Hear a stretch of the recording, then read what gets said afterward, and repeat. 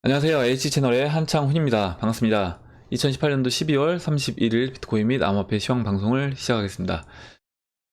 방송을 시작하기 전에 제가 여러분들한테 한 가지 이제 당부의 말씀을 드리려고 하는데, 뭐냐면 이제 댓글 관련돼서 제가 이제 오늘 올린 영상의 이제 제목이 어떻게 보면 비트코인 가격 예상이잖아요. 이 비트코인 가격 예상 영상을 올리면 항상 이렇게 악성 댓글이 달리더라고요. 안 좋은 댓글이, 욕을 하시는 댓글들이 있어요. 근데 일단 댓글에 욕을 쓰시면 제가 어찌됐든 간에 그거는 무조건 지웁니다. 왜냐면은 일단 욕을 보고 기분이 좋을 사람은 많지 않기 때문에, 기분이 좋다라고 하면 뭔가 제가 봤을 때 좀 약간 이상한 걸 수도 있고요. 그래서 일단 욕을 쓰시는 분들은 일단은 제가 무조건 삭제를 한다 라고 이제 보시면 되고, 이제 글을 쓰실 때 제가 뭐 어떻게 하라 이렇게 얘기한다고 해서 뭐 그게 이제 바뀌진 않겠지만, 일단은 되도록이면 좀 상대방은 의견이 이제 본인하고 안 맞는다고 하더라도 저는 이제 의견을 존중하면서 글을 써야지 그 상대방도 읽어보고 그 부분에 대해서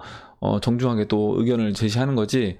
내가 예를 들어서 상대방을 깎아내리면서 의견을 어떤 개진을 하면 상대방이 아무리 그 내용이 실질적으로 맞고 좋다고 하더라도 저는 그거는 이제 그 사람이 그거를 상대방이 받아들이기는 쉽지 않을 거다라고 보고 있습니다.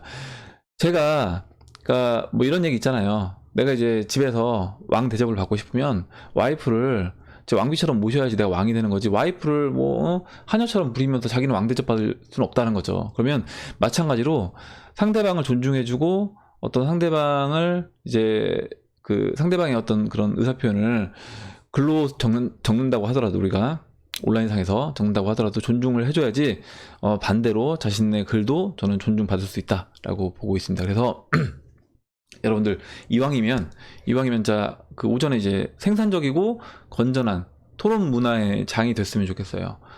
댓글 쓰시면서 서로 공부를 하시고 이런 거죠. 뭐냐면 내가 이 사람한테 반박하기 위해서 진짜 유튜브 채널을 통해서 공부를 다시 한다거나, 아니면 인터넷 검색을 통해서 공부를 충분히 하고 다시 그 내용에 대해서 반박을 하고, 얼마나 좋아요. 이거는 내가 그만큼 그 내용에 대해서 내 의견을 다시 한번 표현하기 위해서 공부를 또 하게 된다는 거죠. 근데 그게 아니라 일단 안 좋은 어떤 기본적인 글에서 안 좋은, 일단 먼저 상대방을 깎아내리면서 글을 쓰게 되면 그 부분에 대해서는 일단 뭐 좋은 반응을 얻기는 쉽지 않다. 제가 어떤 분들 이제 오늘 글에도 분명히 이제 그런 식으로 이제 댓글 쓰신 분들이 있어요. 저한테 뭐 5,600만 원 가나 보자, 아니면 뭐 이런 식으로 뭐 선동하지 마라, 이런 식으로 쓰신 분들이 있는데, 뭐 선동하지 마라는 좋습니다. 선동처럼 보일 수도 있어요. 근데 뭐 제가 선동할 능력도 되지 않고, 그렇게 이제 느끼셨다고 하더라도 제가 봤을 때는 어떤 만약에 본인이 봤을 때 이게 이제 야 그렇게 가는 거는 좀 불합리하다 라고 본다고 하면, 그 부분에 대해서 본인의 어떤 시각을 써주시는 게 저는 좋지 않나 이렇게 생각합니다. 그래서 그 부분에 대해서 다시 한번 제가 말씀을 드리고, 그럼 바로 이제 시작을 해볼게요. 예. 일단 그럼 비트코인 차트부터 보도록 하겠습니다. 어, 지금 비트코인은 뭐 크게 변동되는 상황은 없어요. 지금 순간적으로 제가 이제 영상을 올리려고 할 때 잠깐 빠지긴 했는데, 뭐 빠졌다고 하더라도 지금 보시다시피 지금 제가 이 빨간색으로 이 체크를 해드리는 이 추세선 보이실 거예요. 이렇게 이제 말씀드렸어요. 그때 갑자기 이제 생각이 안 나는데, 그때 이제 얘기를 해주셨던 분이 있어요. 이름이 이제 생각이 안 나서 말씀을 못 드리겠는데, 이 하락장에서 역해된 숄더는 이제 오른쪽 어깨가 좀 더 낮게 나온다. 예, 오른쪽 어깨 좀 더 낮게 나온다. 이렇게 해서 제가 추세선을 그 당시에 이제 그 전에는 제가 수평으로 이렇게 그렸다가 지금 수정을 했습니다. 수정을 했고, 수정을 해서 약간 기울어지게 오른쪽 어깨가 약간 낮아지게 그렸어요. 그래서 충분히 이제 이 오른쪽 어깨 낮아진 부분까지도 내려올 수 있다라고 보셔야 되는데, 이 오른쪽 어깨가 이제 현재 자리에서 본다라고 하면 3,500달러예요. 3,500달러. 하지만 이제 3,500달러까지 안 내려오고, 지금 그 전에 이제 저항과 지지와 저항 역할을 했던 3,650달러가 11월 25일 저점입니다. 그래서 3,650달러를 순간적으로 이때 한번 언제죠? 12월 28일 날 깨고 이제 다시 급하게 이제 반등해서 올렸는데, 지금 그 이후에는 3,650달러에서 계속 지지를 해주고 있어요. 지지를 해주고 있고, 현재도 일단 깨진 상황은 아니다. 물론 오늘 이제 영상에서도 그런 얘기를 해주신 분들이 있어요. 뭐냐면 3,000달러까지 빠질 것으로 본다라고 하시는 분들도 있습니다. 물론 왜 그렇게 보시냐면 제가 봤을 때 이제 50일 이평선이 이렇게 가파르게 내려오고 있어요. 그래서 이 50일 이평선을 뚫기 힘들 거다라고 보고 있고, 지금 일단 50일 이평선이 내려오고 있는 중에 옆으로 이제 횡보를 하다가 50일 이평선의 이 하방 압력에 의해서 밑으로 추가적으로 하락이 나올 수 있다라고 이제 보시는 것 같아요. 그런데 이제 뭐 그렇게 갈 수도 있습니다. 갈 수도 있는데, 어찌 됐든 간에 제가 계속 말씀드리지만 여기서 우리가 3,000달러까지 간다라고 해서 매도해서 매수하겠다? 이거는 이제 쉽지 않다는 거고, 이거를 이제 안다라고 하면 그거는 이제 신의 영역인 거예요, 단타는. 그렇기 때문에 일단 제가 계속 말씀드리지만, 우리가 지금은 그냥 매수 관점으로만 접근을 해야 된다. 매수 관점으로만 접근을 해주시면 될 것 같고, 마찬가지로 지금 이 가격대도 이제 매수인 거고요. 만약 여기서 더 빠져서 3,000달러가 온다고 해도 매수 관점으로 접근하면 된다. 그렇게 보시면 될 것 같고, 일단은 확률적으로는 저는 지금 15일 이평선이 올라오고 있기 때문에, 15일 이평선이 올라오고 있기 때문에 일단 돌아선 거예요. 돌아섰기 때문에 저는 확률적으로는 그래도 아직까지도 더 상방으로 올라갈 수 있는 여지가 좀 더 많아 보이고, 상방으로 간다라고 하면 일단은 지금 이 3,715달러에서 4,400달러랑요. 이때 이제 보시면 4,400달러랑 4,400달러가 이때 지지 역할을 했던 자리예요. 그리고 4,400에서 4,800, 그래서 이제 박스 형태로 2, 3일로 움직이다가 재차 하락을 했는데, 4,400에서 한 4,000 보시면 700에서 800, 예, 이 라인까지 이제 반등을 할 수 있는, 그렇게 해서 반등을 해주고요. 한 차례 여기서 박스에서 쉬어주고 2, 3일 쉬어주고 다시 또 올라가주는, 그래서 역회된 숄더에 오른팔을 완성할 수 있다. 지금 왼쪽 팔, 왼쪽 어깨, 머리, 그 다음에 오른쪽 어깨가 이제 거의 다 완성이 된 거예요. 완성이 됐기 때문에 이제는 방향성을 좀 보여줘야 된다라고 이제 보고 있습니다. 하지만 이제 저는 좀 더 위쪽 방향이 좀 더 이제 확률적으로 높아 보이지 않나라고 보고 있습니다. 이렇게 이제 설명을 드리고, 어제랑 뭐 비트코인은 크게 계속 이제 그 오른쪽 어깨를 만드는 과정이기 때문에 크게 변동되는 사항은 없어요. 이렇게 이제 말씀을 드리고, 그 다음에 이제 이더리움을 보도록 할게요.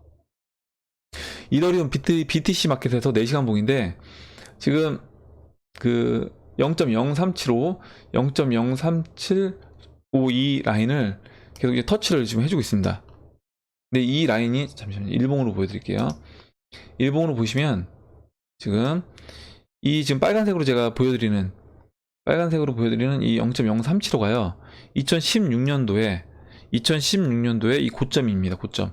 이 고점을 이제 넘어가 주면 이더리움은 이제 비트코인 시장에서 비트코인보다 좀 더 빠른 상승을 저는 보여줄 수 있다라고 좀 보고 있습니다. 그래서 일단 이 0.037 라인이 굉장히 중요해요. 그러니까 이 일봉에서 0.037을 넘어가서 안착해주는 게 중요하다. 그렇지 않는다고 하면 저는 여기서 박스 형태로 더 움직일 거다. 2016년도 8월처럼 박스 형태로 더 움직이는데, 지금 이때 보시면 좀 크게 확대해서 보여드릴까요? 2016년도 보시면 지금 이때예요. 이때인데 2016년도 이제 8월달 움직임처럼 간다라고 하면, 이때도 이 이제 저항 역할을 했던 가격대가 이제 그 처음 고점을 쳤던 뭐 0.0237 라인이네요. 0.0237. 이 0.0237 라인을 이제 가기 전에 이제 맞고 떨어졌고요. 이때도 이제 돌파 시도도 못했죠. 맞고 그러니까 맞기 전에 이제 떨어진 거죠. 떨어지고 이때도 터치는 했는데 마지막으로 안착하지 못하고 이제 떨어지면서 이렇게 흘러내렸습니다. 지금 보시면 50일 이평선이 이렇게 돌고 있어요. 돌고 있어서 만약에 지금 현재 시점에서 0.037을 맞고 조정을 주게 되면 50일 이평선 근처에 왔을 때는 0.037에서 그 이더리움 비트로 교체했던 물량은 추가적으로 다시 이더리움으로 교체를 하면, 저는 이제 단기 물량은 그렇게 교체를 하는 전략이 좋아 보인다 라고 이제 말씀을 드리고, 만약에 이제 0.037을 돌파해서 넘어가 주면 그때는 이제 이더리움을 홀딩하셔야 된다 라고 이제 보고 있습니다. 그렇지 않는다고 하면, 돌파해서 넘어가 주지 못하면, 이때도 보시면 이제 이 50일, 초록색 50일 이평선과 빨간색 15일 이평선을 보면 빨간색 15일 이평선이 위에서 놀았어요. 놀다가 이렇게 상승했죠. 그래서 상승 흐름으로 갈 것처럼 보이다가 꺾였습니다. 꺾였기 때문에 지금도 이제 안심하긴 이런 거예요. 이더리움 입장에서는 아직까지는 확실하게 이더리움이 BTC 마켓에서 상승으로 갔다라고 이제 볼 수는 없는 그런 상황입니다. 하지만 이제 흐름은 나쁘진 않아요. 흐름은 나쁘지 않아서 그래서 이제 좀 더 추이를 지켜봐야 되겠다라고 이제 말씀을 드리겠습니다. 그렇게 보시고 그 다음에 이제 리플을 보도록 할게요. 리플이 좀 보시면 지금 리플 일봉으로 먼저 설명을 드릴게요.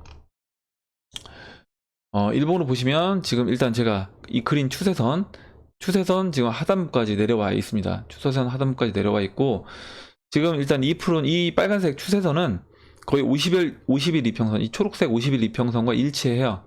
거의 50일 이평선을 타고 지금 상승하고 있는 중인데요. 현재 일단 여기까지 지금 눌러놓은 상태고, 그리고 지금 현재 자리는 지금 지난 박스 상단부 역할을 했던, 저항 역할을 했던 0.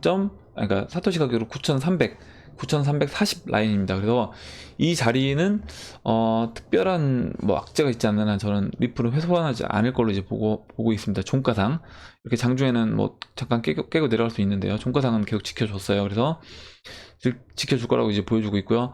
중요한 건 어찌됐든 50일 이평선이다. 50일 이평선인 거고요. 그 다음에 이제 보시면 이렇게 수렴을 했었습니다. 수렴을 해서 돌파한 다음에 안착을 해줬는데 제 차 지금 하락해서 다시 그 수렴 안쪽 구간으로 들어와서 지금 시간을 보내고 있고 이제 수렴의 이제 끝자락이 얼마 남지 않았어요. 1월 6일이네요. 1월 6일이기 때문에 1월 6일 전에는 리플은 이제 방향성을 보여줄 거고 일단 저는 리플도 마찬가지로 이제 리플 위로 이제 기대를 하고 있습니다. 왜냐면은 지금 이평선도 지금 다 완전 정배열된 상태이기 때문에 정배열된 상태에 이 50일 이평선이 지금 올라와서 맞닿아 있고 이제까지 이제 50일 이평선 터치할 때마다는 이렇게 반등이 나왔습니다. 반등이 나왔어요. 이렇게 반등이 나오고 횡보해서 50일 이평선 닫고 또 이제 그런 반등이 나오고 이런 식으로 이제 지금 진행이 되고 있는데 어찌됐든 이제 수렴의 끝자락에 왔다. 1월 6일 되기 전에 방향성을 보일 거다라고 보고 있습니다. 네, 그럼 이제 기사를 보도록 할게요. 예, 인베스팅닷컴 기사고요.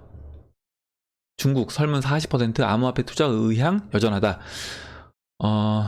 보시면 지금 중국인들 대상으로 암호화폐에 대해서 관심도를 조사했는데 40%가량이 이제 투자 의사를 밝히고 있대요. 정부에서 이렇게 막고 있지만 중국인 4천여 명을 대상으로 실시한 설문조사에서 40%가량이 여전히 암호화폐 투자 의사가 있다고 응답했다. 응답자 82.8%는 암호화폐를 유행하는 투자 수단으로 보며 투자를 고려 중이라고 밝혔다. 언론사는 지난달 26일부터 지난 10일까지 중국인 4,980명을 대상으로 설문에 실시해 유효 응답 4,200건을 확보했다. 결과 응답자 98.22%가 암호화폐 개념을 들어본 적 있다. 50%가량은 암호화폐, 디지털화폐, 비트코인을 들어본 적 있다고 응답했다. 블록체인을 아는 사람은 42.3%에 달했다. 이 중 20%는 조금 안다고 답했으며 응답자들은 대부분 피상적으로 아는 수준이라고 전했다. 그러니까 어떻게 보면 아직까지 그 투자 의향이 있다는 게 40%이긴 하지만 전반적인 이제 대중들 뭐 중국인들도 마찬가지고요. 전반적인 대중들은 이 암호화폐에 대해서 지금 아마 제 영상 보시는 분들은 아마 이거를 꾸준히 계속 암호화폐에 관심을 갖고 이제 보시기 때문에 아마 수준이 상당히 이제 높은 수준으로 보여요. 댓글 쓰시는 것도 보면 제가 봤을 때는 진짜 저보다 훨씬 많이 아시는 분들도 많이 계십니다. 그래서 지금 어떻게 보면 이 정도 아는 수준은 제가 봤을 때 1% 안에 들어가는 수준일 걸로 보고 있어요. 제가 지난번에도 한번 말씀드렸죠. 뭐냐면 어떤 걸로 알 수 있냐? 암호화폐 시장에 대해서 유튜버분들, 이 암호화폐 관련된 유튜버분들의 구독자 가장 많은 분이 제가 봤을 때 46,000명 정도, 우리나라에서 46,000명 정도, 전 세계에서 암호화폐 방송하시는 분들 중에서도 뭐 제가 봤을 때 10만 명 넘어가면 굉장히 많은 거예요.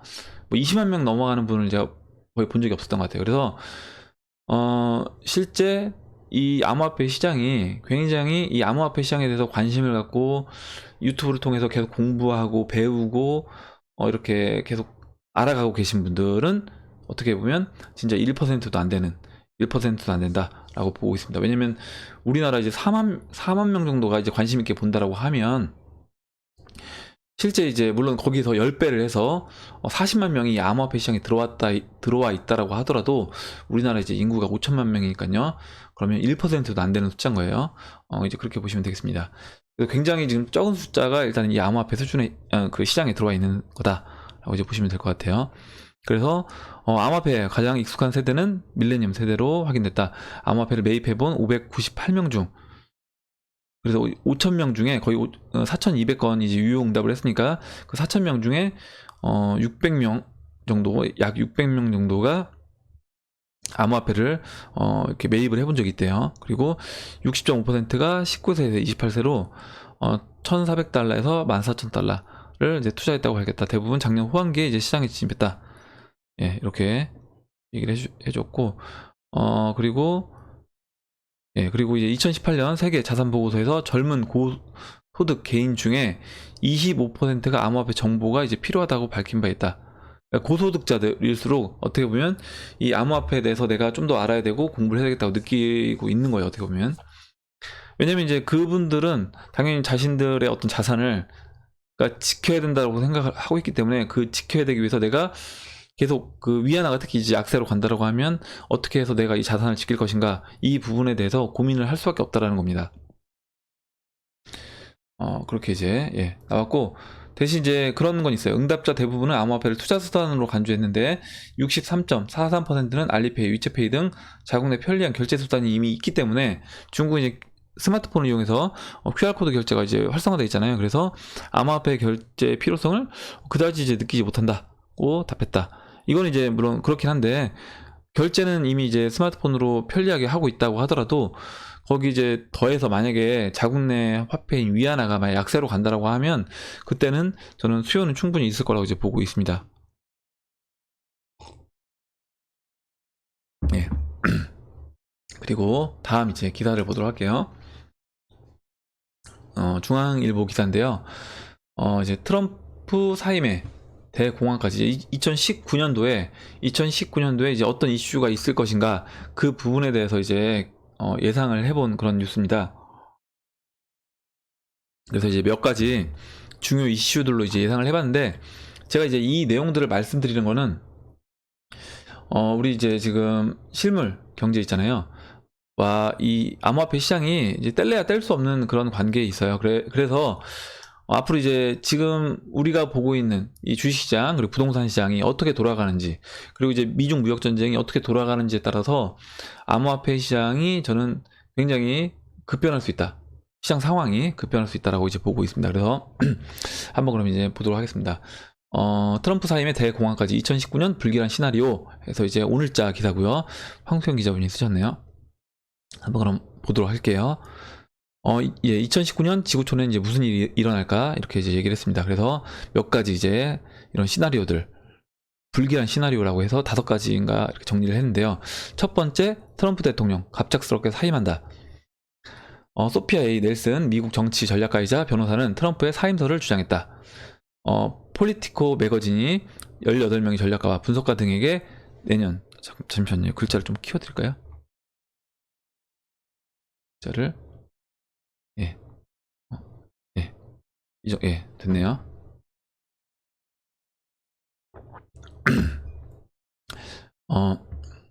1973년 그 리처드 닉슨 대통령이 공경에 처했을 때 싸웠던 것처럼 선전할 것이라 믿는다면서도 위기에 몰린 트럼프가 어느 시점에 이제 가족과 사업에 미칠 파장을 보게 될 것이고 닉슨처럼 갑작스럽게 사임할 수 있다는 게 넬슨의 주장이다.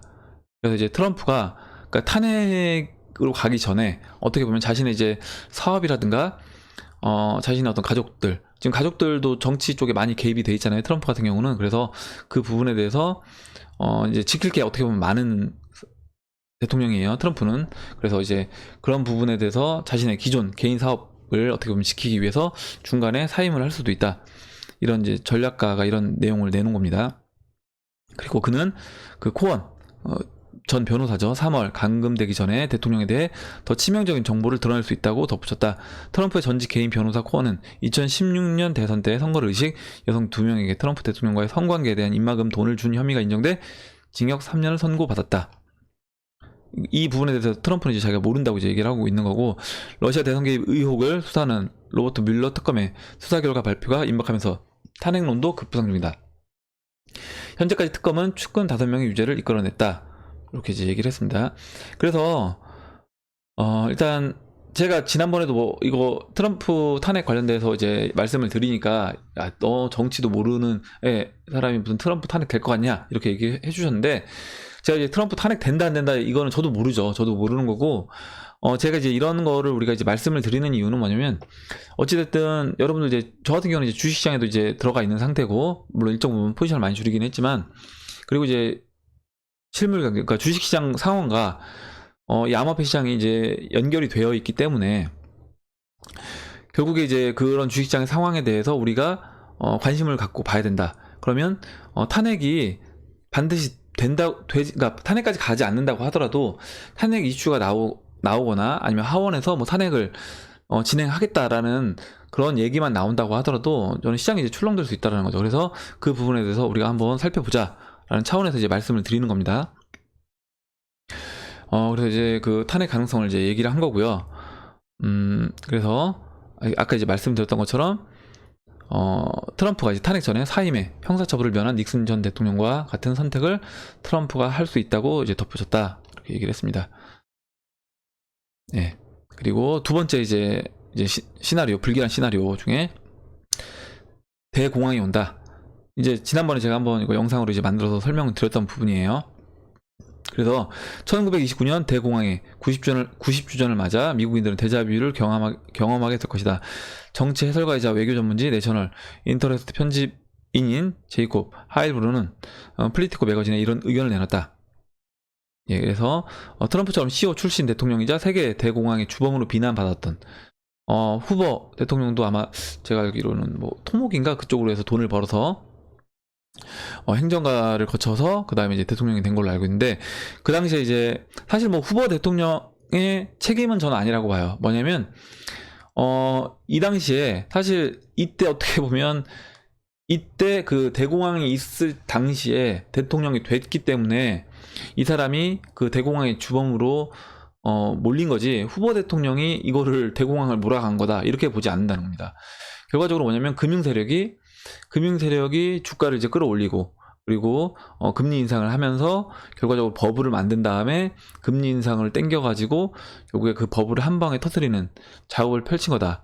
그렇기 때문에 이거는 어떤 대통령, 아무리 이제 만약에 루즈벨트 대통령이 그 당시 이 타이밍에 대통령을 했다라고 하면 저는 그 세계 대공황의 주범을 루즈벨트 대통령이 이제 저는 덮어섰을 거다라고 보고 있는 겁니다. 그래서 트럼프도 마찬가지예요. 트럼프가 잘못해서 뭐 만약에 그런 경제 상황이 안 좋아진다라고 하더라도 저는 트럼프가 이거를 어떻게 만약에 그 경제 대공황 상황으로 온다라고 하면 이건 트럼프가 아무리 잘한다고 해도 쉽지 않은 일이 될 거다. 우리나라가 97년도에 IMF를 우리나라 뭐 한국 그 영화 속에서 보면 김혜수가 이제 막 어떻게든 이거를 극복해 보려고 시도를 하는데, 그렇다고 하더라도 되지 않았을 거라는 거죠. 결국에 그들이 원하는, 그 금융 세력이 원하는 목표가 달성되기 전까지는 저는 어차피 끝까지 갔을 거다라고 보고 있는 겁니다. 지금도 마찬가지예요. 저는 그렇게 보고 있어요. 그래서 지금 상황이 제가 이제 1929년 상황과 그 공통점이 너무 많다라고 이제 말씀드렸잖아요.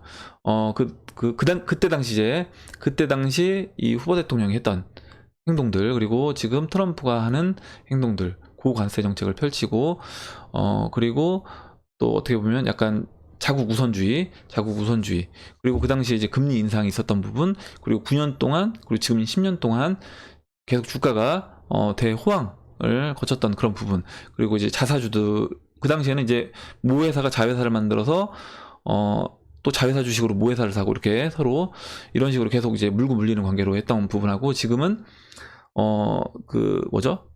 트럼프가 이번에 법인세를 인하해주면서 그 법인세 인하된 부분으로 가지고 그걸 가지고 이제 어떻게 보면 자사주를 계속 매입을 했죠. 그런 부분들이 굉장히 1929년과 지금 2019년이 닮아 있다라는 거죠. 그래서 닮아 있는 부분이 있기 때문에 그리고 지금 금리 부분에 가장 중요한 건 이제 금리 부분에서 제로 금리까지 다시 왔기 때문에 여기서 이제 더 이상 밑으로 갈 수 있는 부분 여지는 없다. 그렇다고 하면 이제 한번 이 90년, 100년 사이클이 한번 이제 마무리가 되고 새로운 사이클로 이제 들어가야 될 타이밍이다라고 보고 있는 겁니다. 그래서 그 부분을 이제 썼고 여기서 되게 재미난 내용이 있는데 냉전의 종말로 미국이 우위를 차지하는 짧은 시대가 시작됐고 그 시대가 인정사정 없는 종말을 향해 가고 있다고 주장했다. 그러면서 허버트 맥메스터, 존 켈리, 제임스 매티스 등 장군들이 떠난 상황에서 트럼프는 마이크 폼페이오와 존 볼튼이 수년간 꿈꾸었던 이란과의 전쟁을 촉발시키고자 노력할 것이라며 석유가 하루 새 배럴당 $500까지 치솟을 수도 있다고 강조했다. 저 이거 보면서 지금 $100만 넘어가도 아마 난리 날 것 같은데 $500까지 간다는 얘기는 제가 봤을 때는 뭐냐면 거의 이제 아마 다른 나라들이 느끼는 건 뭐냐면 거의 이제 하이퍼 인플레이션을 느낄 수밖에 없다. 만약 이게 이 $500가 지금 보면 이제 말도 안 될 것 같긴 한데요. 간다라고 하면 그래서 어떻게 보면 제가 그 미국이 지금 자국 내 원유 생산량을 뭐 계속 늘리고 있잖아요. 최대 지금 생산 국가입니다. 원유 최대 생산 국가인데 결과적으로 저는 그 부분이 미국이 만약에 이런 석유값이 급작스럽게 급등했을 경우에 대비해서 이렇게 하는 것이고 그 석유를 가지고 어떻게 보면 약간의 어떤 에너지 무기화해서 중국을 난처하게 강달러 플러스 석유 가격을 이제 올렸을 때는 중국을 굉장히 이제 사면초가로 몰아넣을 수 있다라고 이제 보고 있습니다. 그래서 이제 그 부분을 이제 얘기를 했고 2008년 이후 최악이 될 거다. 예, 왜냐면 이제 2008년은 어떻게 보면 그동안 풀어냈던 달러를 4배 이상 풀어내서 모면을 했습니다. 모면을 했는데 여기서 이제 얘기하기는 뭐라고 얘기했냐면 2019년이 훨씬 험난할 거다. 그리고 2008년엔 특별한 재정 통화 정책으로 그러니까 양적 완화를 얘기하는 거죠. 금리 인하라고 거의 제로 금리로 양적 완화를 해서 막을 수 있었는데 당시에 이제 행크 폴슨 그리고 벤 버냉키 그리고 스티브 헤들리 이런 이제 신뢰를 가진 이들이 재난을 막기 위해 함께했다면 이젠 다른 이야기라는 것이다.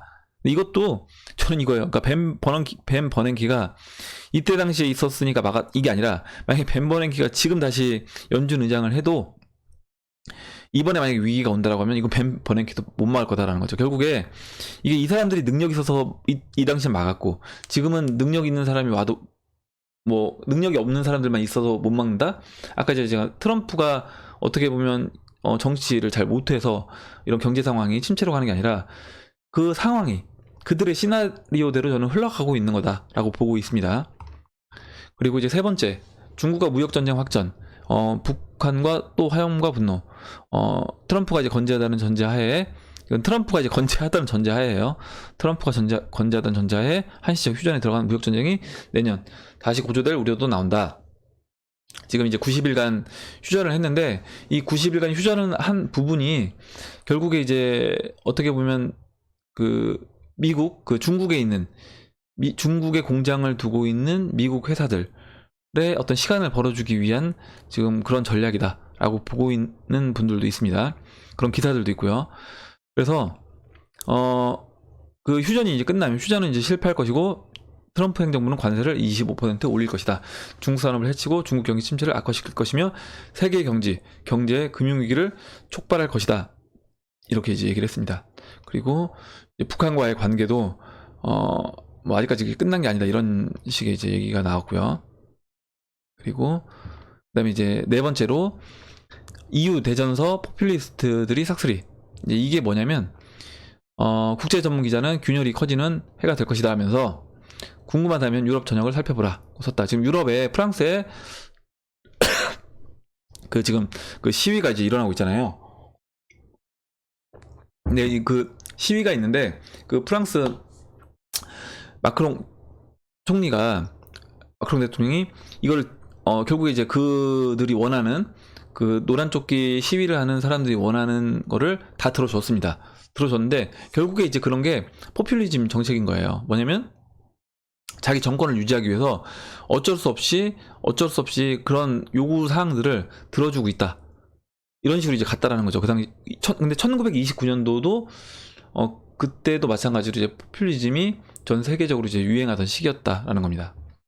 그래서 보면 2016년 대선에서 트럼프 대통령 승리를 이끈 선거 전략가 스티브 배넌 전 백악관 수석 전략가는 각국의 반 EU 포퓰리즘 세력을 모으기 위한 재단을 벨기에 이제 브뤼셀에 설립을 했대요. 그는 의회 선거에서 메르켈, 마크롱에 맞서 새로운 포퓰리스트 운동을 열어가자라고 이제 주장을 했다라는 겁니다.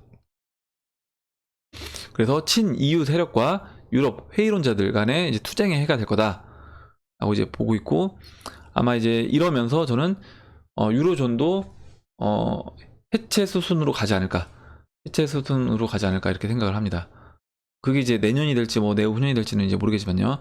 그리고 이제 다섯 번째가 결국에 이제 그 브렉시트, 그래서 브렉시겟돈이라고 또 이렇게 합성어가 나왔는데, 브렉시트와 아마겟돈을 합성한 용어래요. 이렇게 이제 그 브렉시트가 결국에 이제 아마겟돈을 흘러갈 거다라고 이제 보는 겁니다. 부정적 시나리오에 대한 공포가 지구 종말을 떠올릴 정도로 크다는 얘기다. 브렉시트 시한은 내년 3월 29일까지인데 실제 영국이 아무 합의 없이 EU를 탈퇴하는 노딜에 대한 우려는 여전하다. 내년 1월 중순 예정인 영국 의회 표결에서 테레사 메이 영국 총리가 EU 측과 마련한 협상안이 부결되고 메이 총리가 손을 뗄 경우에 이제 그렇게 된다는 겁니다. 그래서 이제 메이 총리는 노딜 상황이 벌어진다 해도 세상이 끝나진 않는다고 단언했지만, 당장 영국에선 영불 해협에 페리 운행이 정지되고 슈퍼마켓, 식량과 병원 의약품이 2주 동안에 동이 난다든지, 이제 이런 식으로 되게 되면 서로 이제 그 위기 상황에서 이제 서로 살아남기 위해서 어떻게 보면, 우리 이제 뭐 우리나라 같은 경우는 뭐 북한과 이제 전쟁이 날 것 같다 뭐 이런 얘기만 있어도 뭐 슈퍼마켓에서 생필품들 막 구매하고 이렇게 되잖아요. 이런 식으로 이제 영국도 이런 일이 벌어질 수 있다는 겁니다. 그래서 이제 이런 식으로 이제 총 5가지의 내년에 있을 큰 경제적 이제 이슈들을 얘기를 했어요. 그래서 제가 그 암호화폐 관련돼서도 내년에 이제 뭐 벡터 거래소라든가 ETF라든가 여러 가지, 그리고 또 1월 달에 이제 이더리움 하드포크라든가 여러 가지 이슈들이 쭉 있습니다. 있는데 그거 플러스 전체적인 이제 큰 돈의 흐름을 봤을 때는 일단 지금 얘기해드린 이 5가지가 저는 굉장히 크게 보고, 만약에 이 5가지 중에 한두 가지만 실현된다라고 하더라도 저는 그 암호화폐 시장에 미칠 영향은 굉장히 크다. 암호화폐 시장에 미칠 영향은 저는 굉장히 크다라고 이제 보고 있습니다. 그래서 우리가 이제 이런 5가지 사항들이 있다는 부분에 대해서 다시 한번 얘기를 해보고, 그 다음에 이거에 대해서 앞으로 어떤 식으로 이제 흘러가는지 좀 지켜볼 필요가 있을 것 같습니다. 그리고 이제 마지막 기사를 이제 보고 이제 끝내도록 할게요.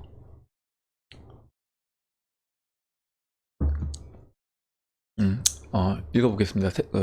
조선일보 기사고요.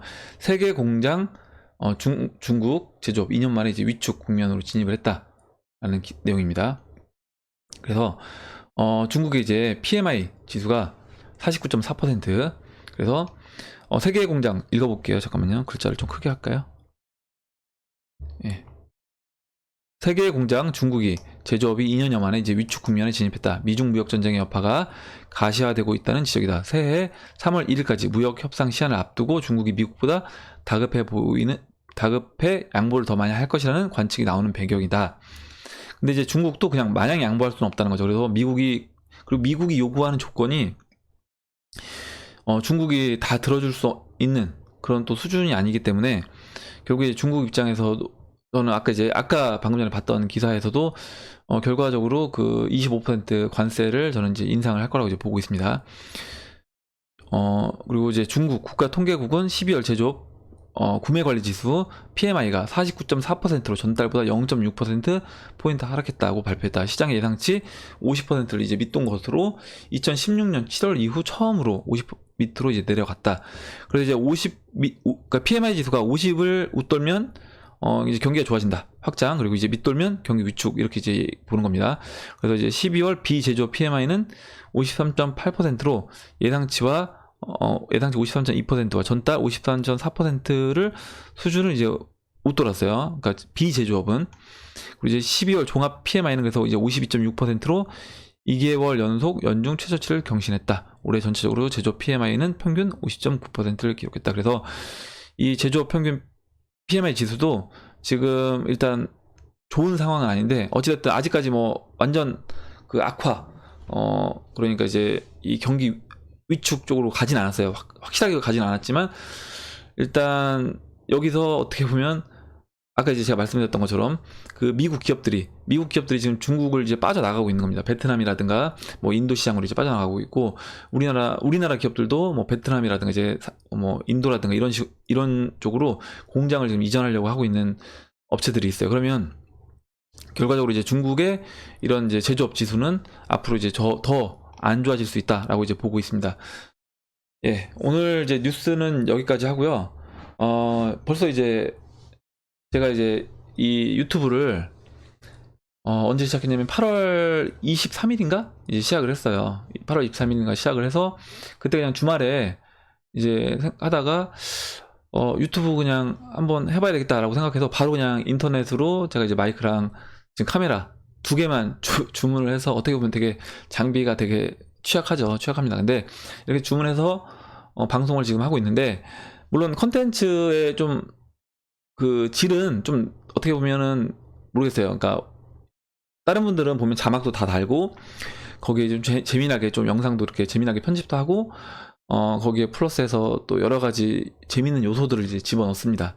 그리고 여러분들이 좀 보시기 쉽게 또 더 나아가서 어떤 분들이 이제 영어로도 자막을 달더라고요. 근데 제가 이제 영상을 그 정도까지 편집할 수 있는 실력이 안 돼서 일단 그렇게 하지 못하고 있고, 그리고 이제 좀 이걸 영상을 자주 올리다 보니까 제가 어떤 생각을 했냐면 너무 이렇게 편집하는데 처음에 편집을 조금 해봤는데 자막도 달아보고 하다 보니까 그 자막 다는 시간이 영상을 찍는 거는 뭐 20분인데 자막 다는 거는 뭐 2시간씩 걸리더라고요. 그래서 야, 이거는 배보다 배꼽이 더 컸겠다 이런 생각이 들어서 일단은 지금 제가 이제 자막 다는 일이라든가 이런 거는 이제 안 하면서 어떻게 보면 약간 영상의 퀄리티가 좀 떨어질 수도 있는데 그래도 이제 여러분들이 생각했던 것보다는 많은 분들이 봐주셔서 다시 한번 제가 감사 말씀을 드리겠습니다. 그래서 제가 원래 이제 올해 목표는 처음에 시작할 때는 야, 올해 처음에는 첫 달에 제가 100명을 그 구독자분이 이제 100명이 됐습니다. 그래서 야, 올해 이제 잘하면 1000명까지도 가능하겠다라고 생각을 했었는데 그 이제 예상했던 것보다 훨씬 빨리 이제 구독자분들이 늘어나 주셔서 지금 5,000명이 물론 이제 제가 중간에 이제 목표치를 바꿨어요. 그래서 올해 말까지 구독자 5,000명을 목표로 달려왔는데 물론 5,000명에 좀 못 미치긴 했습니다. 못 미치긴 했지만 어찌됐든 제가 그 목표를 세우고 그 목표를 이제 달성하기 위해서 계속 열심히 제가 무언가를 매일매일 했다라는 거죠. 저는 그거에 저도 이제 의의를 두고 있고, 제가 근데 이렇게 해 올 수 있었던 거는 제가 혼자 이렇게 못해요. 혼자 못하고 여러분들이 구독자분들께서 진짜 좋은 질문 해주시고 그리고 또 좋은 의견 써주시고 그리고 좋은 정보를 공유해 주셨기 때문에 제가 사실 이렇게 할 수 있었던 거다. 그리고 하루에 2번 영상 올리는 게 사실 어떻게 보면 컨텐츠라는 게 그 컨텐츠를 만들어내기 위해서는 뭔가 소스가 필요합니다. 소스가 필요한데 그 소스를 여러분들이 다 주신 거예요. 저한테 주셨기 때문에 제가 그 부분에 대해서 또 공부를 해서 제가 아는 거는 아는 범위 내에서 말씀드리고 제가 모르는 거는 제가 모른다고 이제 얘기를 말씀을 드리면 또 다른 분들이 그 부분에 대해서 답변해 주시고 이렇게 해서 저는 계속 성장을 해 나가는 그런 이제 채널로 이제 만드는 게 제 목표라고 처음에 말씀드렸고 그렇게 성장해 나가고 있는 것 같아서 너무 기분이 좋습니다. 그래서 물론 이제 올해 목표였던 5,000명은 달성이 안 됐지만 저는 그래도 뭐 그거에는 조금 못 미쳤지만 못 미쳤다고 해서 실망할 게 아니라 충분히 이제 성장 가능성을 봤기 때문에 저는 이제 그걸로 만족을 하고, 그리고 이제 내년에 또 제 목표치를 달성하기 위해서 유튜브에서도 마찬가지로 또 암호화폐 시장에서도 제 목표치가 있기 때문에 그 부분을 달성하기 위해서 계속해서 이제 저는 도전을 할 겁니다. 일단 다시 한번 여러분들 진짜 저보다 훨씬 경험 많으시고 이 시장, 그러니까 진짜 코스닥 시장 처음부터 있었던 그런 경험들 그리고 다양한 분야에서 해오셨던 경험들 그리고 지식들을 공유해 주신 여러분들한테 다시 한번 올해가 지나기 전에 다시 한번 감사 말씀을 진짜 드리겠습니다. 그리고 마지막으로 제가 여러분들하고 이제 같이 공유하고 싶은 글이 있어서 올해를 이제 마무리하면서 이 글을 이제 읽고 이제 마무리를 하도록 하겠습니다. 읽어볼게요. 잠시만요. 예, 타이탄의 도구들이라는 책에 제가 요즘 읽고 있는 책인데요. 팀 페리스가 이제 쓴 책입니다. 우리가 실패하는 건 좌절감 때문이 아닙니다. 조급함 때문이죠. 좌절감과 싸우는 동안 조급함을 느끼기 때문에 대부분의 사람들이 목표 달성에 실패합니다. 우리가 알아야 할 것은 우리가 걷고 있는 탁월함의 길이 곧장 뻗은 직선이 아니라는 것입니다. 우리는 한 지점에서 다른 한 지점으로 가장 빨리 가는 직선을 그리기 위해 조급함과 초조함을 안고 삽니다. 하지만 비범한 성과는 이 직선 위에서는 만날 수 없습니다. 가장 빨리 결승선을 통과하는 사람은 가장 많은 거리를 뛰어온 사람이기 때문입니다. 예, 제가 이 글을 보면서 아마 이제 이 암호화폐 시장에 들어오신 분들 중에 분명히 조급함이 있는 분들이 있을 수 있어요. 그러니까 뭐냐면 왜 빨리 안 오르고 작년처럼 막 올라가야 되는데 계속 이렇게 지지부진한 모습을 보이기 때문에 조급해 하실 수 있습니다. 그리고 좌절하실 수도 있어요. 근데 결국에 우리가 뭐냐면 이런 조급함을 느끼기 때문에 우리가 원했던 목표, 만약에 비트코인이 진짜 3억 가고 4억 가고 5억 가고 10억을 간다고 하더라도 그 목표를 사람들이 달성하기 전에 그 조급함으로 인해서 우리는 이제 실패한다는 겁니다. 그러면 결국에 뭐냐면 우리는 그 조급함을 버려야 된다는 거예요. 그리고 이제 여기서 얘기했던 것처럼 결국에 이제 우리가 알아야 될 건 뭐냐면 탁월함의 길이 직선이 아니라는 겁니다. 우리가 이제 성장을 할 때 뭔가 우리가 유튜브, 지금 제가 하고 있는 이 유튜브 영상도 마찬가지예요. 유튜브 영상도 이 유튜브 안에서 성장을 해 나갈 때 제가 항상 좋은 일만 있는 게 아니라 뭐 우여곡절을 겪는다고 하잖아요. 저는 이 비트코인도 마찬가지라고 봅니다. 비트코인도 우리가 이제 보면 그냥 쭉 이렇게 성장해서 지금 이 가격에 와 있는 것처럼 보이겠지만 만약에 2017년도 상승장에 여러분들이 제가 이걸 말씀드렸다고 하면 아마 야 이거 그냥 상승하는 거구나, 그냥 가는 거구나, 이렇게 이제 느낄 수 있어요. 근데 지금 제가 이제 시장을 이렇게 보여드리면 이 안에는 우여곡절이 굉장히 많다는 거죠. 물론 시장이 진짜 이렇게 아까 이제 그 글에서 말씀드렸던 것처럼 이렇게 직선으로 이렇게 성장해 나가면 굉장히 좋을 겁니다. 아마 이렇게 직선으로 매일 올라가면 팔 사람이 아무도 없을 거예요. 왜냐면 어쨌든 자고 일어나면 내 자산이 올라가 있기 때문에 아무도 안 팔 겁니다. 근데 시장은 그렇지 않다라는 거예요. 이렇게 등락을 거치면서 우여곡절을 거치면서 이렇게 상승을 해 나갑니다. 결과적으로는 목표치까지 오는데 직선의 과정처럼 보이지만 그 안에 있는 이런 상황들은 여러 가지 상황들이 다 내포되어 있다. 그러면 이런 여러 가지 상황들, 직선이 아닌 결국에 이제 곡선과 이런 막 곡선들과 이제 여러 가지 이런 이렇게 올라갔다 하고 또 떨어지고요. 뭐 이런 과정을 거치면서 우리는 상승해 나가는 거다. 그러니까 직선의 형태로 우리가 성장하지 않는다는 거예요. 제 유튜브도 분명히 저도 이제 매일 영상을 올리지만 다운될 때가 있습니다. 다운될 때 있는데 다운될 때는 최대한 이렇게 좀 부정적인 거는 저는 안 보려고 노력을 해요. 그러니까 부정적인 걸 안 보려고 하고 최대한 긍정적인 이제 마음을 가지려고 노력을 합니다. 그래야지 어떻게 보면 제가 그 다운된 거를 빨리 극복하고 넘어갈 수 있기 때문에 그렇게 지금 하고 있는 거고요. 그래서 우리가 이제 직선으로 가지 않는다고 하더라도 여러분들 너무 조급해하지 마시라는 겁니다. 조급해하지 마시고 초조해하지 마시고 그거는 뭐냐면 그러니까 비범한 성과는 직선 위에서 만날 수 없다는 거예요. 지금 아까 보셨지만 나중에 진짜 비트코인이 뭐 1억이 가고 10억이 간다라고 했을 때 그 성과를 다 누리는 사람은 직선 위에서 그 성과를 누린 게 아니다. 직선 위에서 그 성과를 누린 게 아니라는 것과, 그리고 마지막 말이 제가 되게 와닿았는데 가장 빨리 결승선을 통과한 사람은 가장 많은 거리를 뛰어온 사람이다.